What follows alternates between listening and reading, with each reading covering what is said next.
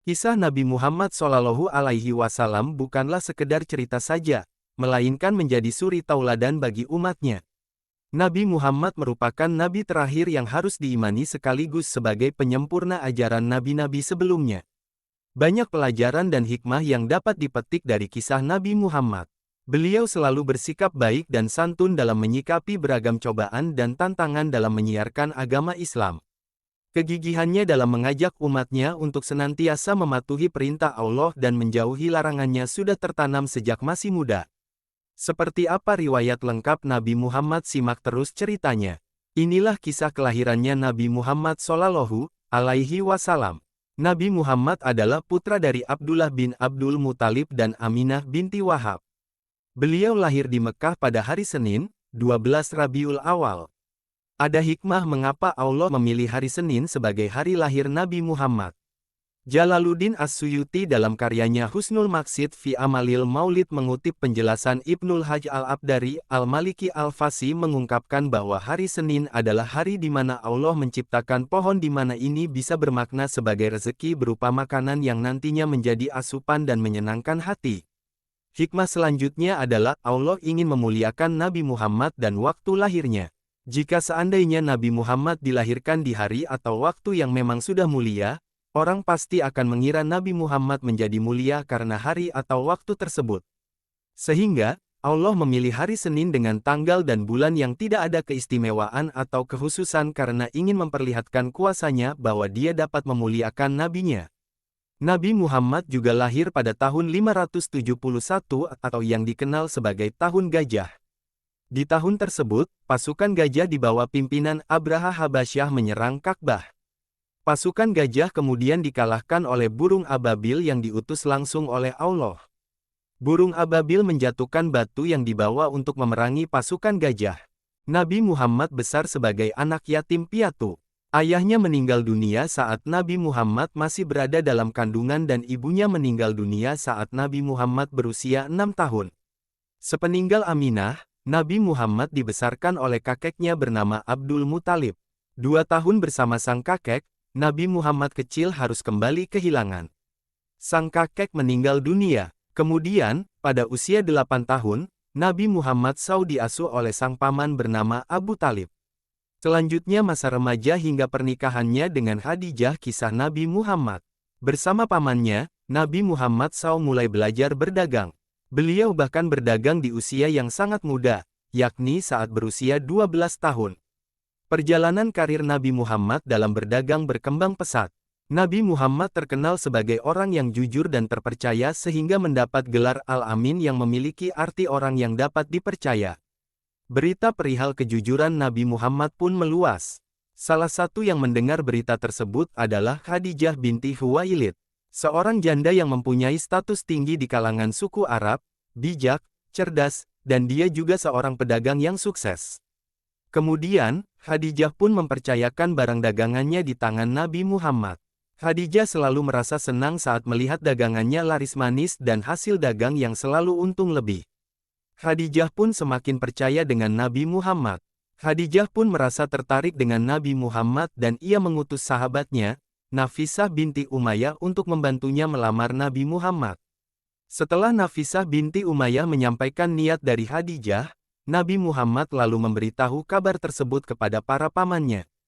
Nabi Muhammad dan pamannya kemudian mendatangi kediaman Khadijah yang bertujuan untuk melamar Khadijah. Dikisahkan, Nabi Muhammad menikah pada usia 25 tahun dan Khadijah saat itu berusia 40 tahun.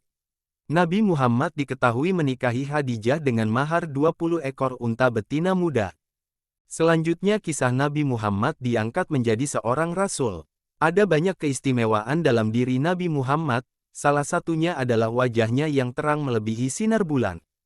Hal ini juga menjadi tanda kebesaran Allah. Selain itu, menjelang turunnya wahyu pertama, Nabi Muhammad bermimpi di mana malaikat Jibril menemuinya. Kemudian, Nabi Muhammad memutuskan untuk menyendiri di Gua Hira. Beliau ingin merenungkan mimpinya tersebut. Nabi Muhammad melakukan ibadah selama beberapa malam di Gua Hira. Saat perbekalannya habis, Nabi Muhammad pulang ke Khadijah untuk mengambil bekal dan kembali lagi hingga malaikat Jibril mendatangi Nabi Muhammad dan berkata, "Bacalah." Nabi Shallallahu Alaihi Wasallam menjawab, saya tidak bisa membaca. Beliau Shallallahu Alaihi Wasallam mengatakan, lalu malaikat Jibril merangkulku, sampai aku merasa kepayahan, kemudian dia melepasku dan mengatakan, bacalah. Nabi Shallallahu Alaihi Wasallam menjawab, saya tidak bisa membaca. Dia merangkulku untuk kali kedua.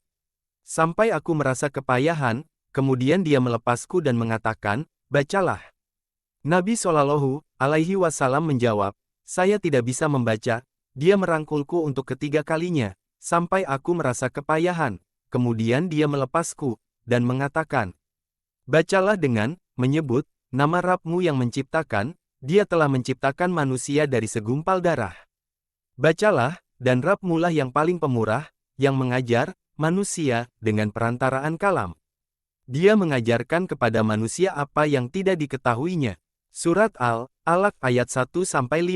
Setelah pertemuannya dengan malaikat Jibril, Nabi Muhammad pulang ke Ruam dengan gemetar.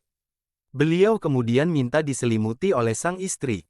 Lalu, Nabi Muhammad kemudian menceritakan kejadian yang baru saja dialaminya kepada Khadijah dan sang istri pun menghiburnya seraya berkata, bergembiralah, demi Allah, Allah tidak akan membinasakanmu selama-lamanya, karena engkau menyambung tali silaturahim. Nabi Muhammad menjadi rasul pada usia 40 tahun dan dalam beberapa riwayat disebutkan, wahyu pertama turun pada tanggal 17 Ramadan. Kita berpindah ke kisah Nabi Muhammad untuk perjalanan dakwah. Nabi Muhammad pun melakukan dakwah secara sembunyi-sembunyi setelah turunnya wahyu pertama. Rasulullah melakukannya selama 3 tahun di Mekah. Beliau mengajak para penduduk Mekah untuk memeluk agama Islam. Anggota keluarga dan golongan orang awam yang mengikuti ajarannya antara lain Khadijah, Ali bin Abi Thalib, Zaid bin Haritsah, Bilal, dan Abu Bakar As-Siddiq. Kemudian, Nabi Muhammad meneruskan perjuangannya. Kini Rasulullah berdakwah secara terang-terangan selama 10 tahun di Mekah. Beliau pun mendapat perlawanan dari suku dan bahkan dari keluarganya sendiri. Namun, Nabi Muhammad tetap meneruskan dakwahnya. Namun, kondisi di Mekah tidak lagi aman. Hujatan, hinaan, bahkan perlawanan fisik sudah tak terhindarkan.